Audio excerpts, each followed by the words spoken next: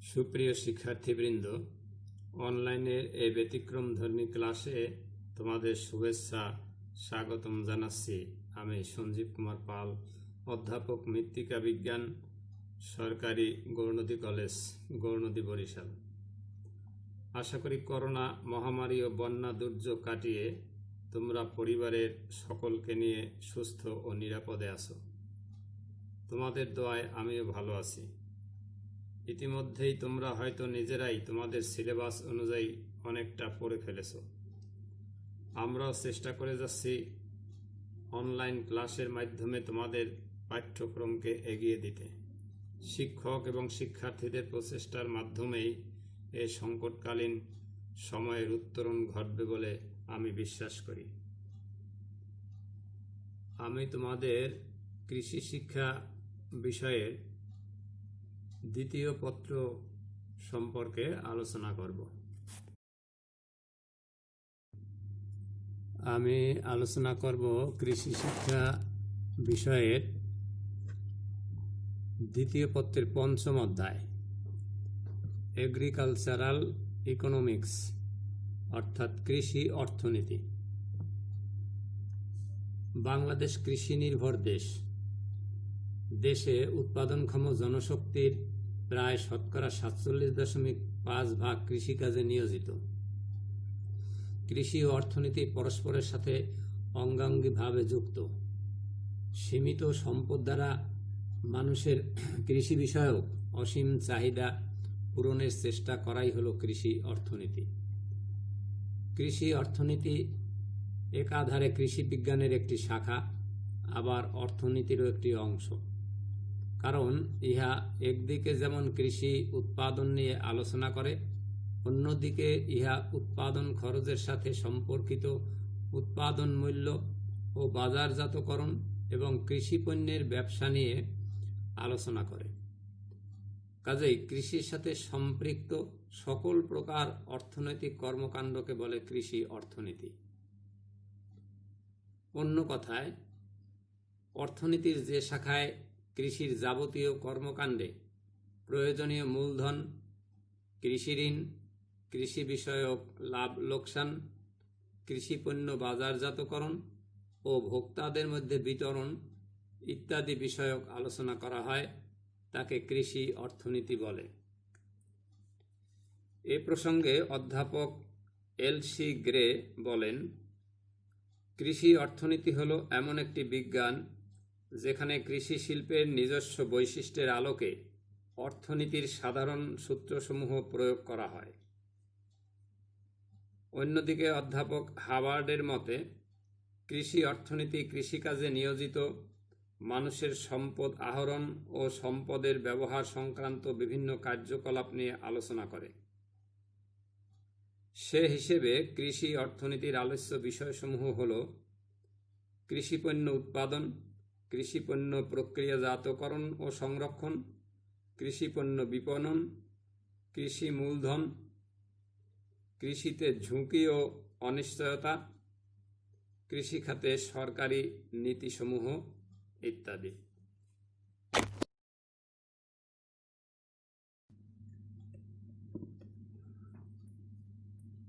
এবারের আলোচ্য বিষয় ক্লাসিফিকেশন অফ ফার্মস, খামারের শ্রেণীবিভাগ। কৃষি পৃথিবীর প্রাচীনতম পেশা, তাই বিবর্তনের মাধ্যমে যুগে যুগে বিভিন্ন বৈচিত্র্যময় কৃষির সৃষ্টি হয়েছে। সেই সাথে বিভিন্ন প্রকার খামারেরও সৃষ্টি হয়েছে। বিভিন্ন বিষয়ের উপর ভিত্তি করে খামারের শ্রেণীবিভাগগুলো হল: উৎপাদনের উদ্দেশ্যের উপর ভিত্তি করে খামার দুই প্রকার, যেমন জীবন নির্বাহী খামার, বাণিজ্যিক খামার। জীবন নির্বাহী খামার, যে খামার থেকে পৃথক কৃষক তার পরিবারের ভরণ পোষণের জন্য প্রয়োজনীয় সকল পণ্য উৎপাদন করে, তবে তাকে জীবন নির্বাহী খামার বলে। এই খামারের মূল লক্ষ্য হল পরিবারের অভাব পূরণ করা।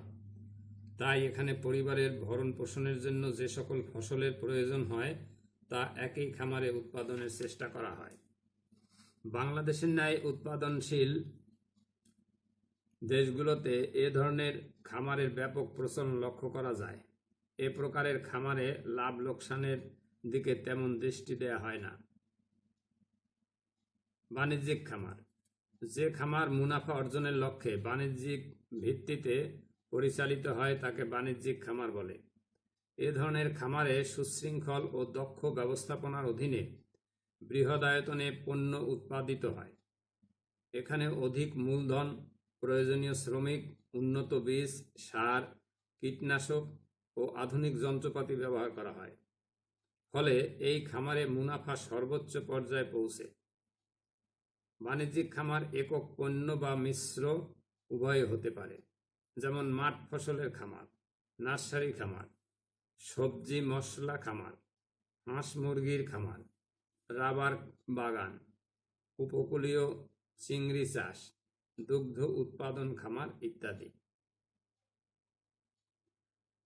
উৎপাদিত পণ্যের সংখ্যার ভিত্তিতে খামার দুই প্রকার: একক পণ্য খামার, মিশ্র খামার। একক পণ্য খামার, একটি পণ্য সম্বলিত খামারকে একক পণ্য খামার বলে।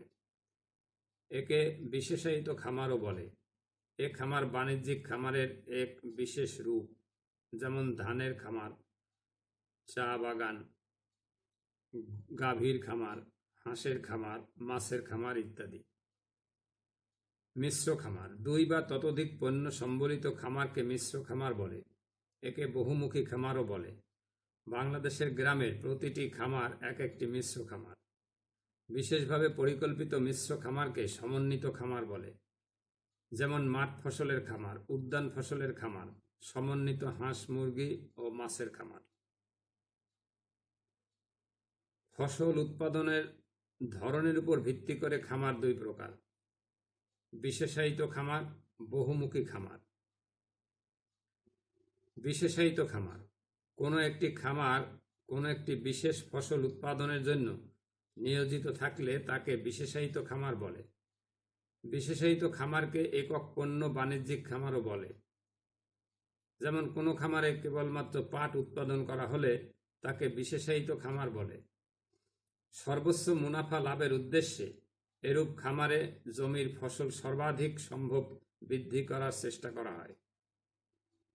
বহুমুখী খামার, একই খামারে একটি ফসলের পরিবর্তে বিভিন্ন ফসল উৎপাদন করা হলে তাকে বহুমুখী খামার বলে। বহুমুখী খামারকে মিশ্র খামারও বলে। এরূপ খামারে পরিবারের জন্য খাদ্যশস্য উৎপাদনের পাশাপাশি বিক্রয়ের উদ্দেশ্যে কিছু কিছু অর্থকরী ফসলও উৎপাদন করা হয়। মালিকানার দিক থেকে কৃষি খামারকে তিন ভাগে ভাগ করা যায়, যেমন ব্যক্তি মালিকানাধীন খামার, যৌথ বা সমবায় খামার, রাষ্ট্রীয় খামার। ব্যক্তি মালিকানাধীন খামার, ব্যক্তি মালিকানাধীন খামার সম্পূর্ণ ব্যক্তি মালিকানায় পরিচালিত হয়। বছরে একটি নির্দিষ্ট পরিমাণ খাজনা আদায় করা ছাড়া ব্যক্তি মালিকানাধীন খামারের উপর সরকারের আর কোনরূপ কর্তৃত্ব থাকে না। ধনতান্ত্রিক ও মিশ্র অর্থনৈতিক ব্যবস্থায় ব্যক্তি মালিকানাধীন খামার ব্যবস্থার প্রাধান্য রয়েছে। সাধারণত এই খামারে লাভ বেশি হয়। যৌথ বা সমবায় খামার, যৌথ খামারে কৃষক নিজেদের জমি ও মূলধন একত্রিত করে যৌথভাবে কৃষিকাজ ও খামারের অন্যান্য কাজ পরিচালনা করে এবং প্রত্যেক কৃষক তার নিজের শ্রমের পরিমাণ ও মান অনুসারে ফসলের অংশগ্রহণ করে। রাষ্ট্রীয় খামার, এ ধরনের খামার সম্পূর্ণরূপে রাষ্ট্রীয় মালিকানা ও নিয়ন্ত্রণে পরিচালিত হয়। এ প্রকারের খামারের আয়তন 500 একর বা তদূর্ধ্ব। এরপর খামারের কার্যাবলী, ফাংশনস অফ ফার্মস। বিভিন্ন প্রকার খামারের কার্যাবলীগুলো হলো: জীবন নির্বাহী খামার, বাণিজ্যিক খামার, একক পণ্য বা বিশেষায়িত খামার, মিশ্র বা বহুমুখী খামার, ব্যক্তি মালিকানাধীন খামার, যৌথ বা সমবায় খামার, রাষ্ট্রীয় খামার, যেগুলো আমরা পূর্বেই বলেছি। এবারে আমরা কার্যাবলী নিয়ে কিছু আলোচনা করব। যেমন জীবন নির্বাহী খামার, পরিবারের অধীনস্থ জমি ও পারিবারিক শ্রমের সর্বোচ্চ ব্যবহার করা হয়। পরিবারের নিজস্ব শ্রমে কার্যক্রম পরিচালিত হলেও কর্মব্যস্ত মৌসুমে প্রয়োজন বোধে ভাড়াটিয়া শ্রমিক নিয়োগ করা হয়।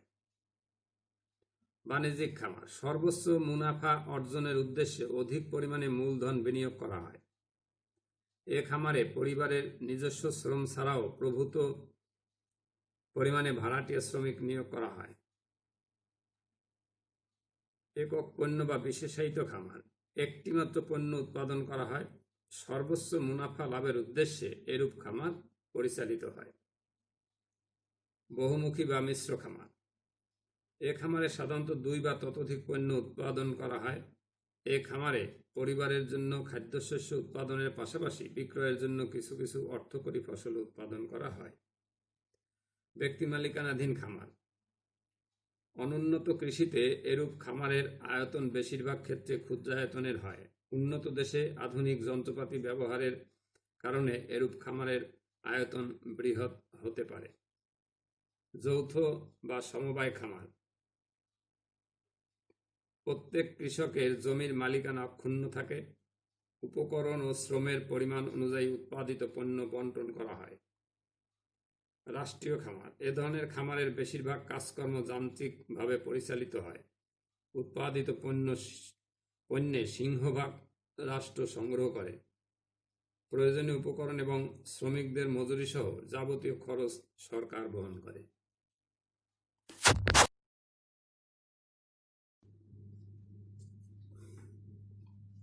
এবারের আলোচ্য বিষয় কনসেপ্ট অফ ফার্মিং,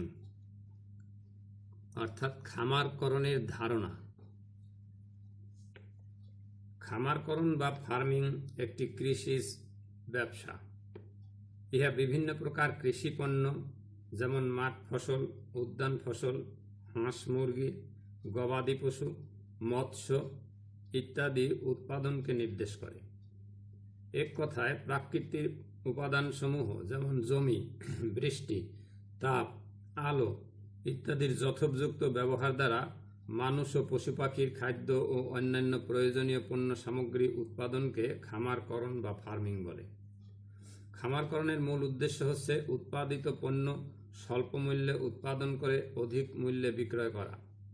অর্থাৎ খামারকরণ হচ্ছে এক ধরনের ব্যবসা। এই ব্যবসা বা লাভ করার কারণে খামারে সবসময় বেশি লাভজনক পণ্য উৎপাদনের পরিমাণ বাড়ানো, যথাসময়ে ফসল লাগানো, পর্যাপ্ত পরিচর্যা, ফসল সংগ্রহ এবং গুণগত মান উন্নয়ন করা হয়। এরপর কৃষি খামার, এগ্রিকালচারাল ফার্ম, কোনো নির্দিষ্ট স্থানে সুষ্ঠু ব্যবস্থাপনার আওতায় উৎপাদনের বিভিন্ন উপাদান যেমন জমি, শ্রম, মূলধন ও সংগঠনকে সমন্বিতভাবে ব্যবহার করে পণ্য সামগ্রী উৎপাদন করা হলে তাকে খামার বলে। খামারের সংজ্ঞানুযায়ী কৃষকের বসতবাড়ি, ক্ষেত, পুকুর ডোবা, গরু মহিষ, ছাগল ভেড়া, হাঁস মুরগি, কবুতর প্রভৃতি একত্রে হচ্ছে তার একটি কৃষি খামার। একজন কৃষক তার খামারের প্রতিটি সম্পদ বা উপাদান একটি অভিন্ন উদ্দেশ্যে সৃষ্টি বা সংগ্রহ করে থাকেন। সেটি হলো কৃষক পরিবারের খাদ্য, বস্ত্র, বাসস্থান, শিক্ষা, চিকিৎসা প্রভৃতি মৌলিক চাহিদা পূরণ এবং সামগ্রিক উন্নয়ন। কৃষকের এসব সম্পদ বা উপাদান এককভাবে উৎপাদন নিশ্চিত করতে পারে না। প্রতিটি ভিন্ন ভিন্ন উপাদান স্ব উৎপাদন প্রক্রিয়ায় একটি অপরটির উপর নির্ভরশীল। যেমন ফসল উৎপাদন প্রক্রিয়ায় গরু বা মহিষের দ্বারা জমি চাষ করা এবং এদের গোবর জমিতে সার হিসাবে ব্যবহারের প্রয়োজন। অন্যদিকে গরু মহিষের খাদ্যরূপে ফসলের খড়, ভুসি, কুঁড়া, খৈল ইত্যাদি প্রয়োজন। কাজেই সহজে বলা যায় যে একটি নির্দিষ্ট পরিবেশে মিশ্র খামারে ফসল, ফলমূল, পশু পাখি, মৎস্য ও বনজ সম্পদ উৎপাদন প্রক্রিয়া কতগুলো অভিন্ন সম্পর্কের দ্বারা সংশ্লিষ্ট বা সংঘবদ্ধ থাকে। অপরদিকে একক খামারের নির্দিষ্ট পণ্য পৃথক ব্যবস্থাপনায় উৎপাদন করা হয়, যেমন উপসি ধান, হাঁস মুরগি, গবাদি পশু ও মৎস্য এককভাবে উৎপাদন করা হলে তাদেরকে যথাক্রমে উফশী ধানের খামার, হাঁস মুরগির খামার, গবাদি পশুর খামার ও মৎস্য খামার বলে।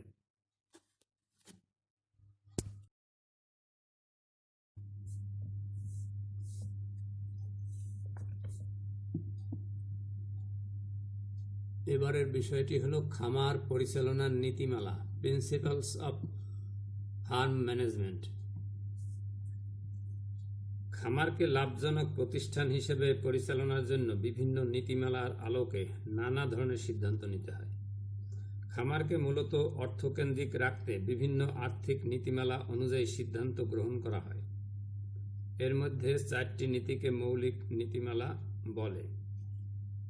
সেগুলো হলো ক্রমহ্রাসমান উৎপন্ন বিধি, ব্যয়ের নীতি, প্রতিস্থাপনের নীতি ও সুযোগ ব্যয়ের নীতি।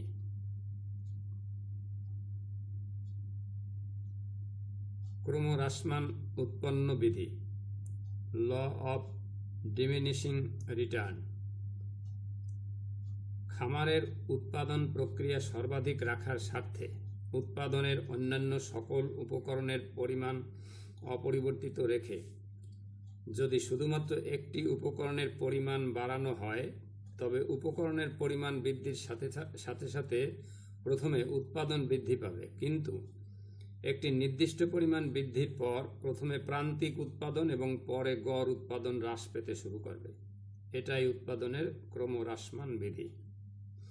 কৃষিকার্যে জমির সর্বাপেক্ষা উল্লেখযোগ্য বৈশিষ্ট্য হচ্ছে যে শস্য উৎপাদনের জন্য জমিতে যে সার ব্যবহার, বিশেষত রাসায়নিক সার প্রয়োগ করা হয়, তার ক্ষেত্রে ক্রমহ্রাসমান উৎপন্ন বিধি বেশি কার্যকর।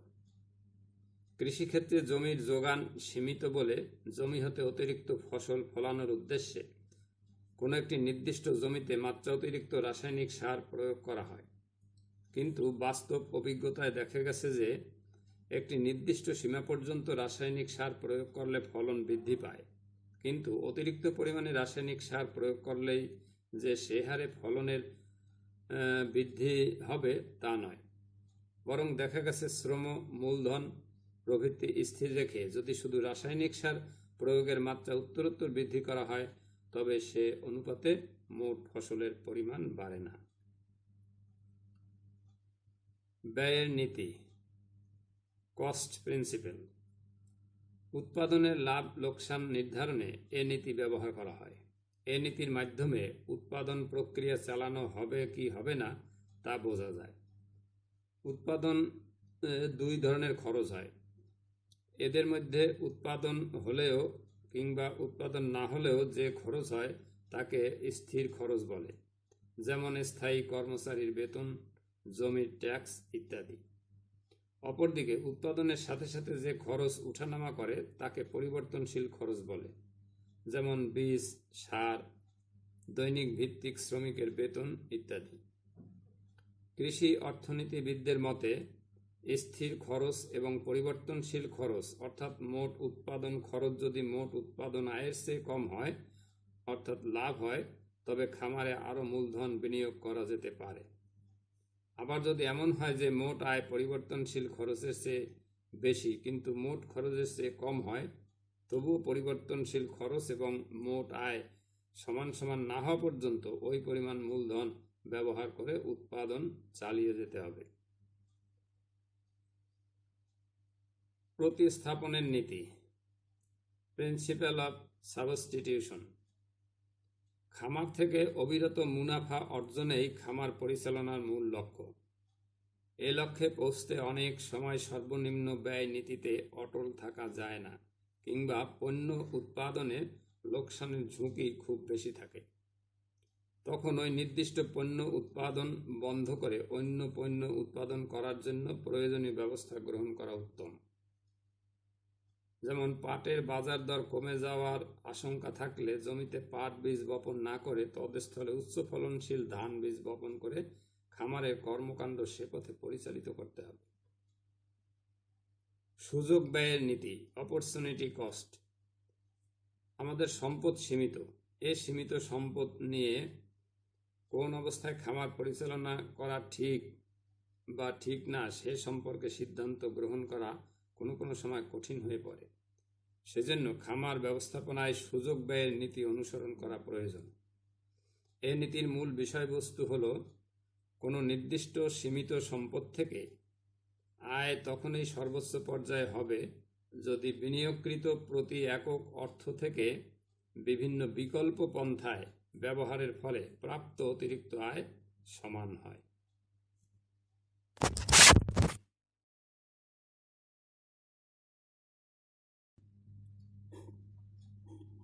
এবারের আলোচ্য বিষয় মাঠ ও উদ্যান ফসলের খামার স্থাপনের পরিকল্পনা। Farm planning for field and horticulture crops.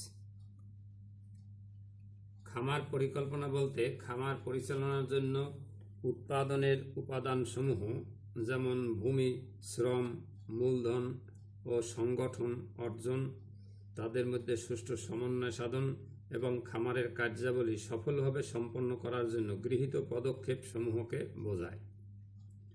খামার পরিকল্পনার মূল উদ্দেশ্য হচ্ছে খামারের বর্তমান সংগঠন ও কার্যক্রমকে সতর্কতার সাথে পর্যালোচনা করে ভবিষ্যতের জন্য সংগঠন ও কার্যক্রমের পুনর্বিন্যাস করা, যাতে কম খরচে অধিক মুনাফা অর্জন করা যায়। কাজেই লাভজনকভাবে খামার পরিচালনার জন্য এর পরিকল্পনা প্রণয়ন ও তার বাস্তবায়ন অত্যন্ত গুরুত্বপূর্ণ। এতে অল্প ব্যয়ে ও শ্রমে অধিক মুনাফা অর্জন করা সম্ভব হয়। যে সকল ফসল সাধারণত বিস্তীর্ণ আয়তনের নিচু ও মাঝারি উঁচু জমিতে বেড়াবিহীনভাবে চাষ করা হয় তাদেরকে মাঠ ফসল বলে, যেমন ধান, গম, পাট, ভুট্টা, ডাল, সরিষা ইত্যাদি। দেশের মোট আবাদি জমির প্রায় 70% মাঠ ফসলের জন্য চাষ করা হয়। এ ফসলের উৎপাদন খরচ বেশি, ঝুঁকি বেশি এবং দাম কম। অধিকাংশ মাঠ ফসলেই মানুষের প্রধান খাদ্য বস্ত্র উৎপাদনে ব্যবহৃত হয়।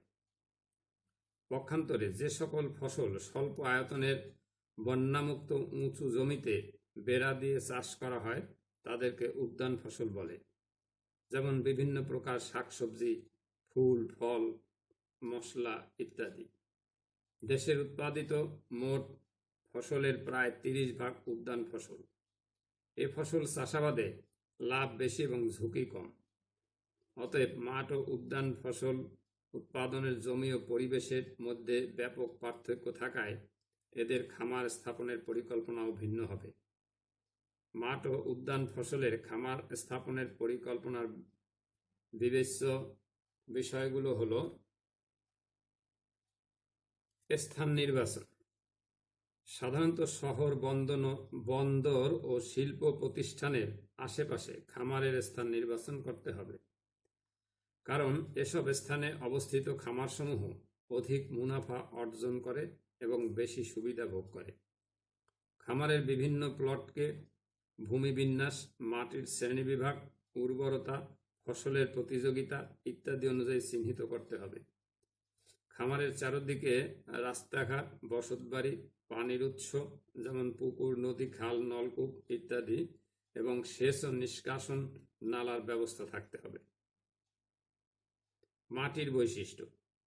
খামারের জন্য নির্বাচিত স্থানের মাটি উর্বর ও উৎপাদনক্ষম হতে হবে। ধান ব্যতীত অন্যান্য মাঠ ফসল ও উদ্যান ফসলের জন্য দোআঁশ মাটি এবং ধানের জন্য এঁটেল প্রকৃতির মাটি নির্বাচন করতে হবে। অনুর্বর জমিতে ফসলের চাষ না করে গবাদি পশু অথবা হাঁস মুরগির খামার করা লাভজনক হবে। আবহাওয়া ও জলবায়ু। খামার স্থাপনের জন্য অনুকূল আবহাওয়া ও জলবায়ু প্রয়োজন। বৃষ্টিপাত ও তাপমাত্রার বিভিন্নতার কারণে এক এক অঞ্চলে এক এক ধরনের খামার গড়ে ওঠে। তাই সংশ্লিষ্ট এলাকার আবহাওয়া ও জলবায়ুর উপর ভিত্তি করে মাঠ ও উদ্যান ফসল নির্বাচন করতে হবে। ভূমির উচ্চতা। খামার স্থাপনের জন্য ভূমির উচ্চতা অত্যন্ত গুরুত্বপূর্ণ। উঁচু জমিতে সাধারণত উদ্যান ফসল যেমন বিভিন্ন ধরনের শাকসবজি, ফলমূল, মশলা ও ফুলের চাষ ভালো হয়। পক্ষান্তরে মাঝারি উঁচু বা নিচু জমিতে বিভিন্ন প্রকারের মাঠ শস্য যেমন ধান, গম, পাট, সরিষা ইত্যাদি চাষ করা ভালো। উন্নত প্রযুক্তি প্রাপ্যতা। আধুনিক কৃষিতে মাঠ ও উদ্যান ফসলের উৎপাদন বৃদ্ধির জন্য উন্নত প্রযুক্তি প্রাপ্যতা একটি গুরুত্বপূর্ণ বিষয়। এক্ষেত্রে বিভিন্ন ফসলের উফশী বীজ, উন্নত কৃষি যন্ত্রপাতি এবং সার ও পানি ব্যবস্থাপনা ইত্যাদি প্রাপ্যতা সহজলভ্য হতে হবে। ঋণ প্রাপ্যতা। খামার স্থাপন ও পরিচালনা অত্যন্ত ব্যয়বহুল ও ঝুঁকিপূর্ণ। এজন্য কৃষি ঋণের ভূমিকা অপরিসীম।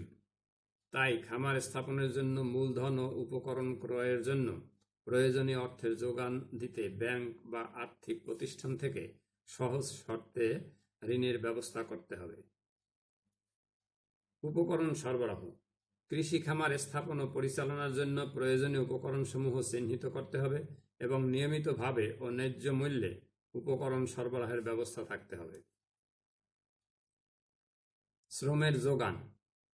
কৃষি খামার স্থাপন ও এর উৎপাদন কাজ পরিচালনার জন্য দক্ষ শ্রমিকের যোগান থাকতে হবে। জমির মূল্য। খামার স্থাপনের জন্য বিস্তৃত জমির প্রয়োজন। তাই যে সকল এলাকায় জমির মূল্য কম, সেসব এলাকায় খামার গড়ে তুলতে হবে। খামারের চাষাবাদ। খামারের চাষাবাদের জন্য শস্য পরিকল্পনা ও বাজেট করতে হবে। বাজেটে প্রাক্কলিত ব্যয় ও আয়ের সম্ভাব্যতা যাচাই করতে হবে। খামারে চাষাবাদের জন্য শস্য পঞ্জিকা অনুসরণ করতে হবে। কৃষি পণ্যের পরিবহন ও বিপণন ব্যবস্থা। বেশিরভাগ উদ্যান ফসলেই পচনশীল। তাই যেখানে খামার স্থাপন করা হবে সেখান থেকে যেন পণ্য সামগ্রী দ্রুত অন্যত্র পরিবহন করা যায় সে ব্যবস্থা করতে হবে। পণ্যের বিপণন ব্যবস্থাও উন্নত হতে হবে যাতে কৃষক তার পণ্যের ন্যায্য মূল্য পায়। ন্যায্য মূল্য পেলে কৃষক নতুন নতুন খামার স্থাপনে আগ্রহী হবে। খামারে আয় ব্যয়ের হিসাব। খামারের দৈনন্দিন কাজ ও ব্যয়ের হিসাব লিপিবদ্ধ করার জন্য খামার ব্যবস্থাপকের তত্ত্বাবধানে একটি রেজিস্টার রাখতে হবে। উৎপাদিত পণ্য ও উপজাত পণ্য বিক্রয় শেষে নিট আয় নির্ণয় করতে হবে এবং তা প্রাক্কলিত আয়ের চেয়ে বেশি কিনা তা যাচাই করতে হবে। যে সকল মাঠ ও উদ্যান ফসলে আয়ের পরিমাণ বেশি হবে পরবর্তীতে সেগুলো চাষাবাদের জন্য নির্বাচন করতে হবে।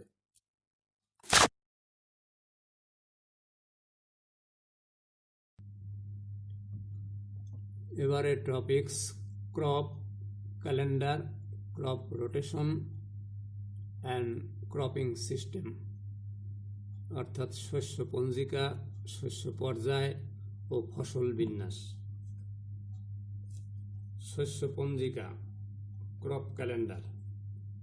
ফসল উৎপাদন সংক্রান্ত নানা প্রকারের তথ্য যেমন ফসলের জীবনকাল, উপযোগী জমি ও মাটি, ফসলের বীজ বপন বা রোপণ এর সময়, বীজের হার, আন্তঃপরিচর্যাসমূহ, ফসল সংগ্রহের সময়, ফলন প্রভৃতি তালিকা, ছক, চিত্র, সারণী ইত্যাদির মাধ্যমে প্রকাশ করা হলে তাকে শস্য পঞ্জিকা বলা হয়।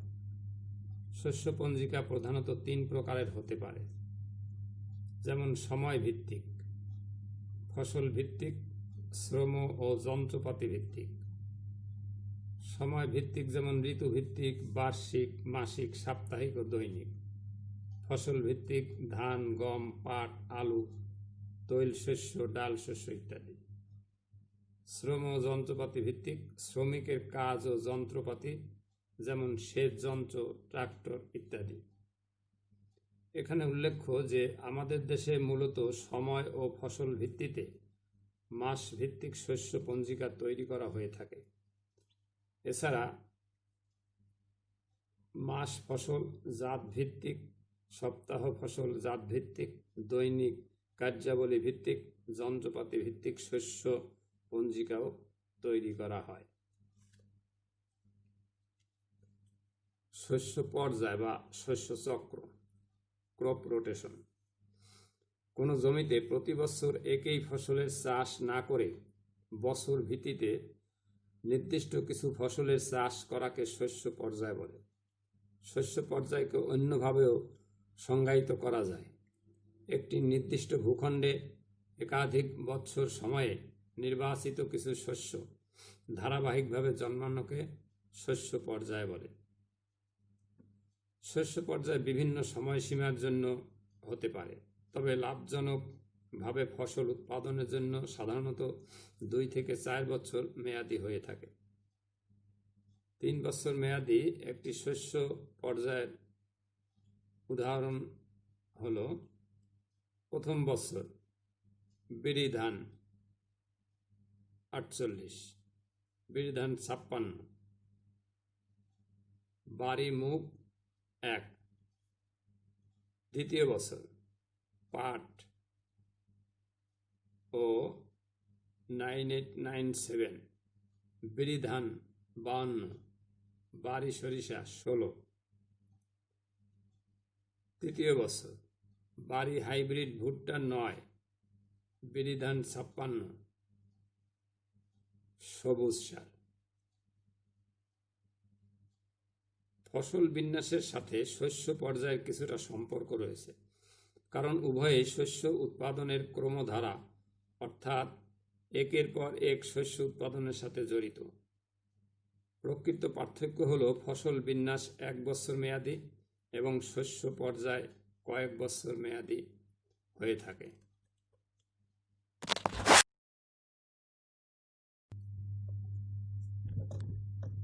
ফসল বিন্যাস, ক্রপিং প্যাটার্ন। কোনো নির্দিষ্ট এলাকায় শস্য উৎপাদনের জন্য অনুসরণকৃত বার্ষিক অনুক্রমকেই ওই এলাকার ফসল বিন্যাস বলে। অন্যভাবে বলা যায়, কোনো এলাকায় ফসল উৎপাদনের জন্য বার্ষিক যে পর্যায়ক্রম অনুসরণ করা হয় তাকে ফসল বিন্যাস বলে। অর্থাৎ ফসল বিন্যাস হলো 1 বছর সময়ে একই জমি থেকে সুবিধা অনুযায়ী পর পর যে বিভিন্ন শস্য উৎপাদন করা হয় তাদের সমষ্টি। ধরা যাক, কোনো এলাকায় প্রতি বছর ফসল উৎপাদনের জন্য বিভিন্ন ধারা বা অনুক্রম রয়েছে, যেমন রবি মৌসুম খেসারি, মুগ ডাল, সরিষা, গোলালু। খরিফ মৌসুম 1 দেশি পাট, ভুট্টা। খরিফ মৌসুম 2 রোপা আমন। সুতরাং উক্ত এলাকায় শস্য উৎপাদনের বার্ষিক অনুক্রম হতে পারে: সরিষা, দেশি পাট, রোপা আমন; খেসারি, দেশি পাট, রোপা আমন; গোলালু, ভুট্টা, রোপা আমন। তাই এ ধারাই হলো উক্ত এলাকার ফসল বিন্যাস।